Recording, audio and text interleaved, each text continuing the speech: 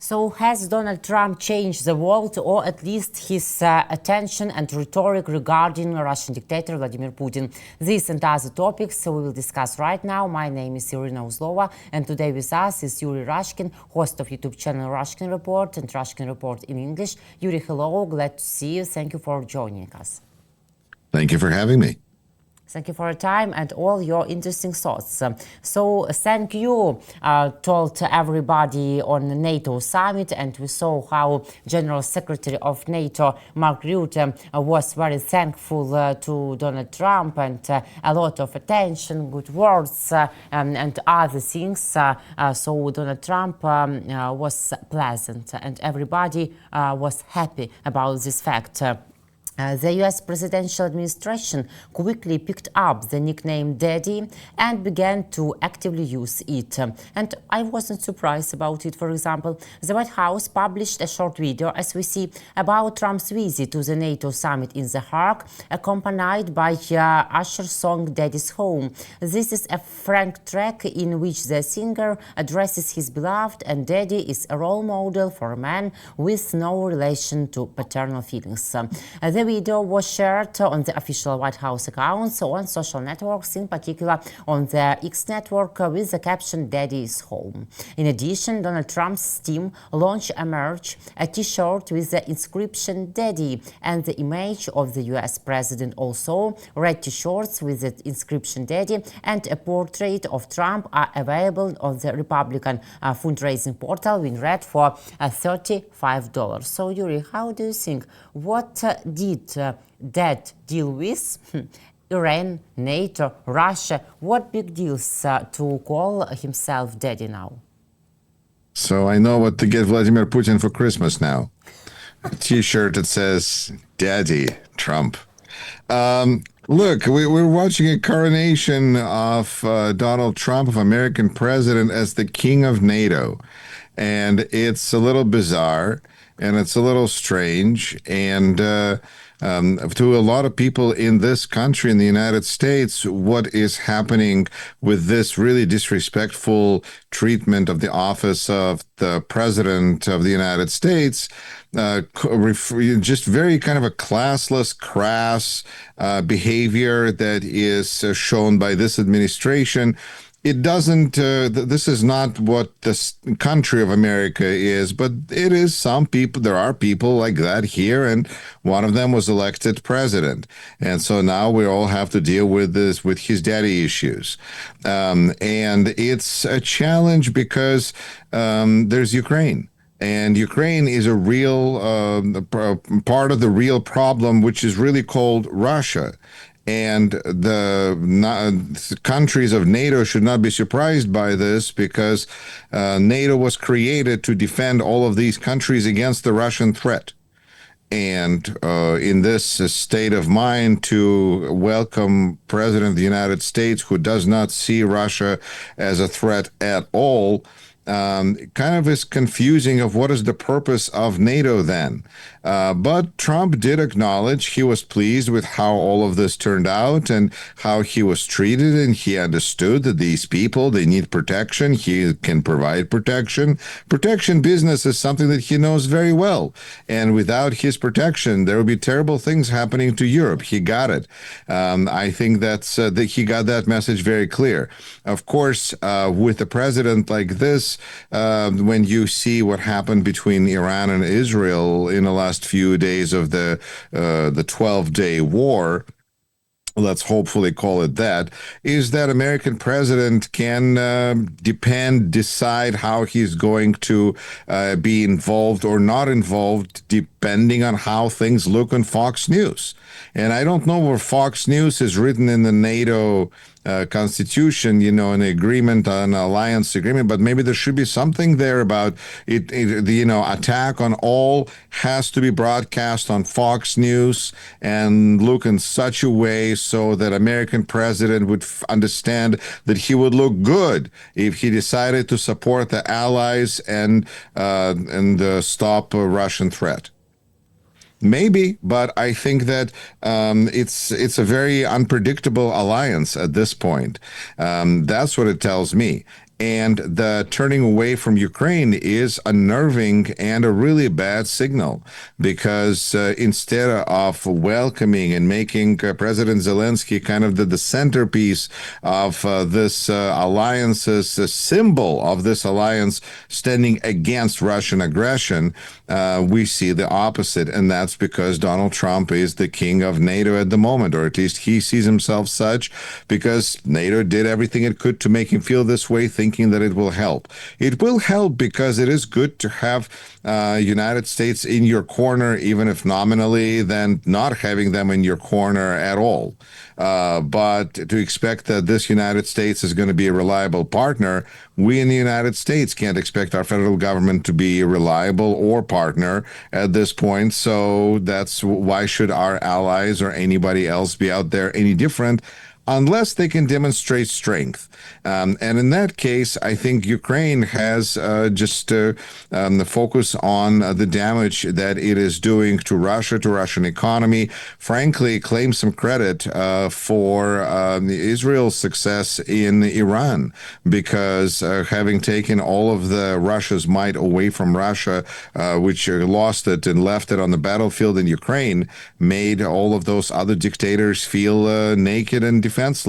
I think showing strength and importance and impact of Ukraine is the direction that the conversation needs to go in now, because NATO has to understand Ukraine is its best defense against Russia right now, not the United States, because United States is unpredictable and Ukraine is already at war with Russia. And it's actually interesting to observe. There's a new article that came out detailing that Ukraine is now more involved in Africa, because there's all sorts of places that are fighting, Russia in Africa, and so they need some help. Ukraine is there to provide help, guidance, assistance, grain. It's great. So I think there's understanding of the global conflict that we're in and the important role that is played far beyond NATO, really. But to me, in the end, what NATO is about is alliance to stand against Russian danger and Russian threat. And if that NATO is called NATO, North Atlantic Treaty Organization, or if it's called something else that it includes somebody else, that's not the point. There's lessons about how to build an alliance. There's lessons about what can happen to an alliance, but then there's just a useful alliance, useful agreements that make sense for the situation where the country finds itself in, and there's ones that no longer make sense. And as far as for Mr. Rutte, the chair of NATO and, their leader, I guess I almost feel bad for him, because he had to take one for the team and grovel for everybody so that nobody else would look as bad as he did. But that's what you get for being in charge of an organization. Concerning awareness of risks from Russia by our European allies following the NATO summit, it seems to me that our European allies understood all this risk really, and they have shown how they can and they want protect themselves and even give support and $1 billion money for us to protect Ukraine and both European borders of NATO. I agree, because the numbers speak for themselves. The fact that NATO countries agreed to raise their defense spending to 5% within 10 years, and 3.5% supposedly being for weapons and 1.5% for infrastructure, is, of course, a victory for Donald Trump, because, he made them do it, he told them to do it, and by golly, now they're doing it. But it's also a failure of the United States to provide the guarantees that people expected it to provide, because the point of NATO is not for the United States to make money. Point of NATO is to stand against Russian threat. And 5% that is being raised and set as now a goal to which countries at least agree to strive towards is a sign that they understand that, as they say in Russian, rescuing of those drowning is the responsibility of those drowning. It may sound a little ruthless, but in Russian it kind of makes sense. because nobody is going to be as interested in defending you as you. And I think Ukraine understands this, and I think Israel understands this, and in certain level, it's a global understanding.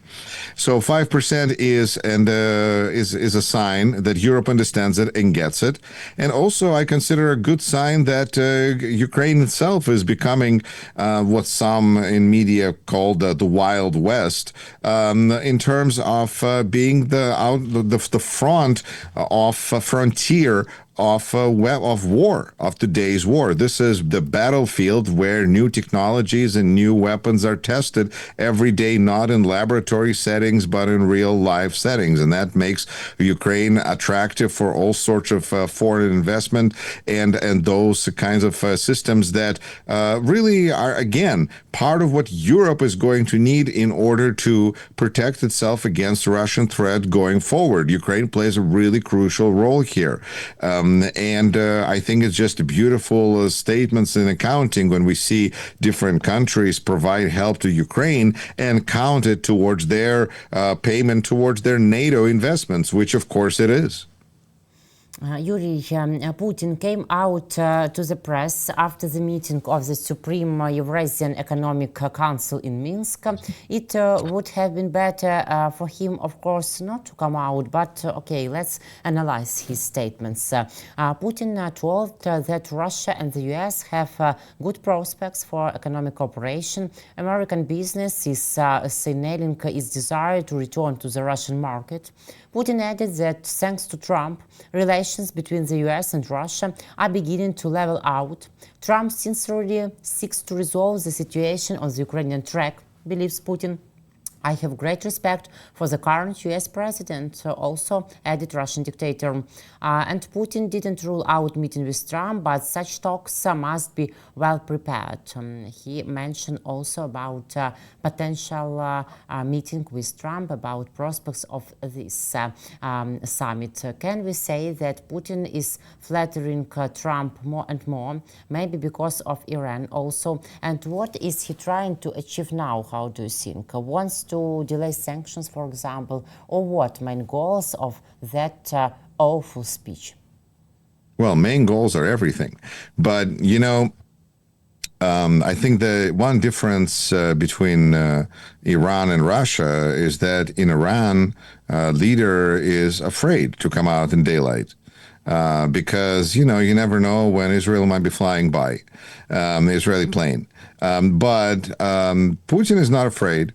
And that's an important sign, and not really a good sign, but it is a sign, is that I think a lot of people are confused. Why in the world are we interested in Russia at all in the United States? Is it a business opportunity? Is that a market we want? What's the point of this? People, I think, are frankly just mystified. And so we see that Donald Trump continuously talks about business projects and visions of doing something with Russia. And it seems real unclear of what we're even talking about. Like, what is this supposed to be other than the enrichment, more than likely, of the Trump family? So I think it's nice that Putin is putting some flesh on those bones so that we could see what exact fantasies are being sold to the American president. Because I'd like to acknowledge that a lot of companies left Russia not because they were legally required to do so by sanctions, but because they didn't want to have anything to do with the bloody regime in Russia with support, and they didn't want to be part of supporting a criminal war against Ukraine. So I don't know to what extent any of this really matters, unless we're not talking about consumer products, but we're talking about things like gas and oil and those kinds of natural resources that Russia, or like say North Korea or any dictatorship, they don't produce anything, they don't buy anything. People can walk around and whatever, but they'll have resources for the regime to keep people in check and to make rockets. I mean, one big North North Korea. This is where this is like headed. Why would American business be a part of it unless it's maybe defense business or oil and, again, natural resource business? So this idea is kind of sounding pretty hollow to, I think, English speakers, because this is Putin, who we know not to trust because he kills people he doesn't like. So, who wants to do business with the Russians? Russians don't have a good reputation when it comes to doing business with them. It's common sense. So I don't know what they're expecting and what they're hoping for, other than to blow some more hot smoke that will hopefully come out orange at the top, up president's behind. And he is more than happy. I think that takes us back to the constant desire by Donald Trump to meet with Putin. This is like some kind of a catfishing setup where, Putin is like, he's almost real, but in reality, he doesn't exist, and he's actually laying in a fridge for a long time. No, Putin probably is alive. Video, it couldn't be all duplicates and triplicates. Probably some of them is actual Putin. He probably wouldn't mind at some point meeting with Trump, but what is he going to offer Trump? And that takes us back to this business nonsense. I think that they're trying to work something out. This is the amazing desire for the art of the deal that this president loves, worships the idea of the deal, even though he can't follow deals, and he's constantly sued for not following his own deals that he's made, and then he wants to destroy his own old deals and rename him with his new signature on him. So he's got a very strange understanding of what a deal is and how it's supposed to work. But in that sense, he's no different than his, guru, Putin, who does also want to make everything nice and legal and then do whatever he wants. So not follow those agreements. This is the president we're dealing with, and imagining that he's going to change his spot seems unrealistic. I don't know, Irina. I think that this president is going to be looking for ways to improve situation with Russia, Russia and the United States. This is a train we're on, and we're just seeing how they're trying to play out this setup game that, in a way, could have been planned months ago. That is now being gradually executed. Where this forum, Putin's, goes a little bit further and a little bit further. But ultimately, they want to get rid of all sanctions. They want to get all their money back that was frozen in foreign assets. They want Russia to be like it was before, like Ukraine never even happened. And it's not going to work like this, because this vision of the world that Trump wants to drag everybody in, and Putin does as well, and the vision of the world that they want to see on their televisions, whether it's Russian 60 Minutes or Fox News, is not reality. Reality is what happens when Russia invades Ukraine.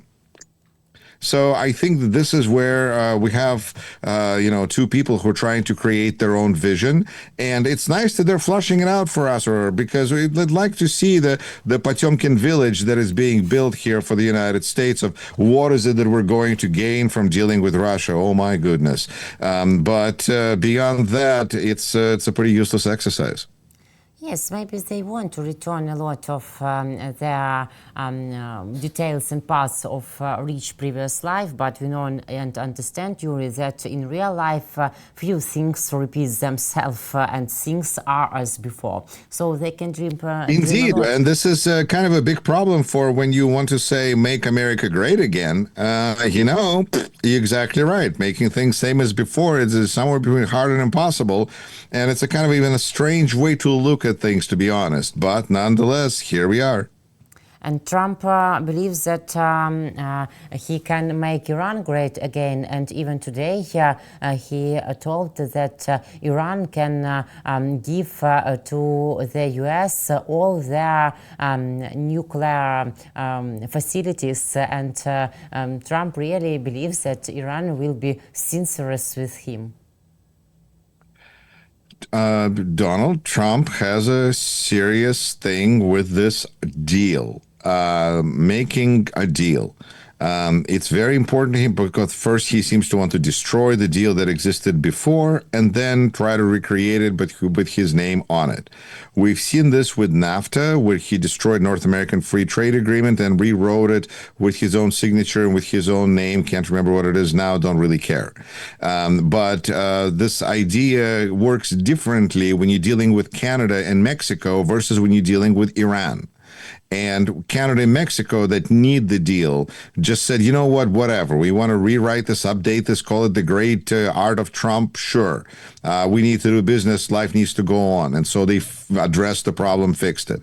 Iran has a different situation because if they lose their nuclear, ambitions, then that basically leaves their regime with, butt naked and defenseless, because in that kind of a dynamic, nuclear weapons is not some kind of a fancy thing that you want to do, like, I don't know, Elon Musk and his flight to the Mars.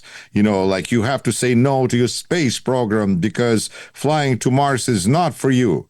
Okay, but this is something that regime clearly sees as part of its survival. And so for them to surrender their ambitions, even for the following regime or whoever is going to be in charge of Iran, is not a guarantee, and it's definitely not, it doesn't have to be easy. And so while Trump is interested in a deal and he says you can either come to it diplomatically or I will beat it out of you, he still stopped halfway from getting it done. In part, there's a good argument that perhaps it was something that was preferred by Kremlin policymakers because Iran is such a valuable asset for Russia. And clearly we know that Donald Trump wants to have good relations with Putin. Then, it makes sense to kind of preserve the regime in Iran and let them survive. But it doesn't show strength of the United States. It shows United States as trying to, win the day today, and who cares about what's going to be happening tomorrow. It's a lot of vulnerabilities that it leaves us with. Every country in this conflict seemingly can claim victory. It's amazing. Israel can say that they were victorious, and they were. The United States can say that we were victorious, and we have been, because we got in and out, and Donald Trump yelled at everybody, and now we have peace today. And Iran can claim victory because their regime is still in power, they're still there, and nuclear ambitions remain. If they agree, if they deny and don't go to the negotiation table, then they become more of a pariah state than they are now. And, it'll be hard, but pretty much. And who are they going to be dealing with? Russia and China. So they're going to be like another North Korea there. So this is a good thing for Putin, kind of works for him as well. So this is a situation that's very difficult to see how it can continue to be, remain peaceful, because right now it's being held together by the screaming president. Who knew that the United States had this secret weapon of screaming president? A president that can yell or scream at different countries, and then they stop fighting each other. We could have used this before. And we'll see if it works every day, because I don't know if Donald Trump can yell at everybody every morning and just to remind them that he's watching like Santa Claus with claws. We'll see. It's a very strange world that we're in, and maybe that's how we should have been doing this all along, right? I mean, I'm joking, but there's going to be consequences for this kind of inconsistent behavior, and I think it's just a reminder to those that think that the United States can be a garant, a warranty for safety, the guarantee of security. You know how we used to kind of bring that topic up with Ukraine and the United States? I think we kind of passed that. I think expecting the United States to be the guarantor of anything except chaos and instability is unrealistic. Yes, because Trump is glad that he signed a deal with China, tariff deal, but a lot of Ukrainian political strategists think that war is inevitable, even maybe this autumn, despite these deals. War between who and who? USA and China. I don't see that anywhere near on being on the table. Things can change. But at this point, I think I'd be far more worried if I was Taiwan, because I think Taiwan is in a more direct threat here, because we are showing that the United States is an unpredictable partner, not somebody can be relied on. And Taiwan desperately depends on the United States. Now, that means that this is opportunity for Trump, and he will negotiate a great deal for himself for this defense arrangement that Taiwan clearly needs. But it's still, it seems like it keeps China more in that sphere of interest. And I think that China has shown far more common sense than doing something like, trying to invade the United States. The United States is also weakening, as is China. So I think we're watching a kind of a changing of the guard in certain sense, where Israel is at the moment is stronger than maybe it's ever been, and its neighbors are as weak as they've ever been, and China, which may be cresting economically, and there's a lot of questions about their abilities economically going forward, and especially in this trade war with United States, which is difficult for China, as it is for United States consumers who expect everything that's made in China to be here forever inexpensively. And ultimately, the trust is what's being destroyed, because when we announced this administration that they reached some kind of a trade deal with any country, whether it's China or India or United Kingdom, we know that it's probably a frame agreement that says some general terms that doesn't have any specifics, because those things take a lot of time to hammer out. And when we were promised 90 deals in 90 days, this was clearly a statement that was doomed to fail. And so now they're trying to figure out how to make it look better, because this is it's terrible. If this economy in the United States has a lot of problems, because Biden, is terrible, but it's over. Biden's gone. We're now in a Trump economy, and if this economy, because of his desire to have a trade war and then whatever he's doing it for with all of these, pretty much every democratic country in the world, except for Russia somehow, which of course only promotes developing business relations, doesn't it? Just naturally fits there somehow. That president is taking a lot of responsibility from the voters. Of course, Donald Trump is not looking to run again, so he can do whatever he wants. And we are watching him do that. We know that everybody of them dreams about such meeting, I mean Trump and Putin, but do you believe in a quick meeting between American president and Russian dictator? It depends if we're discussing how much time they're going to spend together, or if they're going to get together soon. I think that I don't know how long they're going to spend time together. However long it takes for Putin to tell Trump the whole story of the Russian Empire, from big creation of the earth until Putin today, and how all of that. I mean, it can take a while. But if we're talking about, are they going to meet soon? It depends on whether Putin has something to say to Trump, because if there's nothing to say and there's no deals to sign, we know how much Donald Trump likes a deal, which he can call a good deal, the best deal ever. But there has to be a deal. So where are the deals? What's going on here? And how is Donald Trump planning on getting United States people in the United States to swallow this? Because I think his good relations with Russia and with Putin is one of the hardest things for Americans to swallow. We can talk about, and I think that those, although everyone is different and some people are mostly bothered, I mean, there's just a gamut of issues that people have with Donald Trump and policies of his administration. I went to a protest in Milwaukee where, several weeks ago at this point, for 14th of June, where everybody was with a different sign, because everybody has a different problem. And some people were actually holding Ukrainian flags. But this is a situation where Donald Trump is going to be pushing his line of thinking at us.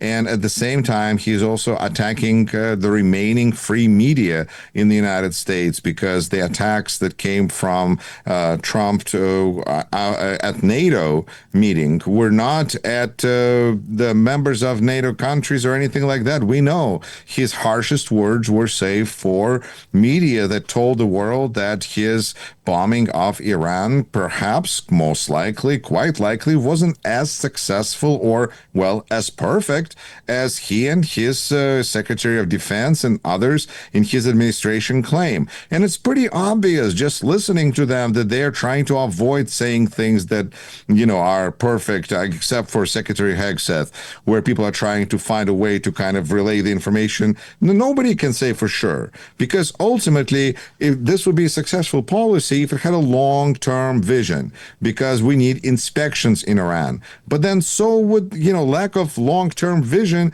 is what doomed Trump businesses, because, this living for today and who cares about tomorrow, it is kind of this Russian form of Buddhism, where you just kind of enjoy the day-to-day, steal today what you can, grab today, because who knows what's going to be happening tomorrow.